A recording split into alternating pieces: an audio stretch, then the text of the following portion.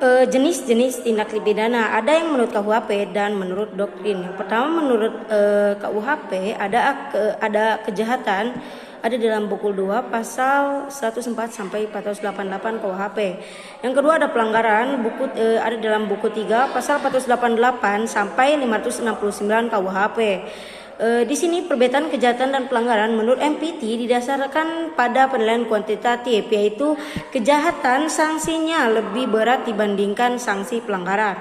Yang kedua, selain itu juga didasarkan pada kualitatif, bahwa kejahatan itu ada di dalam delik hukum dan pelanggaran itu ada di dalam delik undang-undang. Yang kedua ada menurut doktrin, yaitu delik formil dan delik material. Delik formil adalah perbuatan yang dilarang, sedangkan delik material adalah menekankan akibat suatu perbuatan. Yang kedua delik komisionis per omissionen komisa. Yang ketiga delik dolus dan delik kulfa. Yang keempat delik tunggal dan delik berganda. Yang kelima delik aduan dan bukan delik aduan. Yang keenam delik politik dan delik umum. Yang ketujuh delik khusus dan delik umum. Bab 3, pembaruan hukum pidana di Indonesia. Sejarah berlakunya KUHP Indonesia berasal dari WPS melalui pasal 75 RL Junto pasal 131 IS sejak pada 1 Januari 1918 berubah menjadi WPSNI. Selanjutnya melalui Undang-Undang Nomor 1 Tahun 1945 WPSNI berubah menjadi KUHP. Alasan diadakannya pembaruan KUHP, yang pertama ada alasan politis, yang kedua ada alasan sosiologis, yang ketiga alasan praktis, yang keempat alasan adaptif.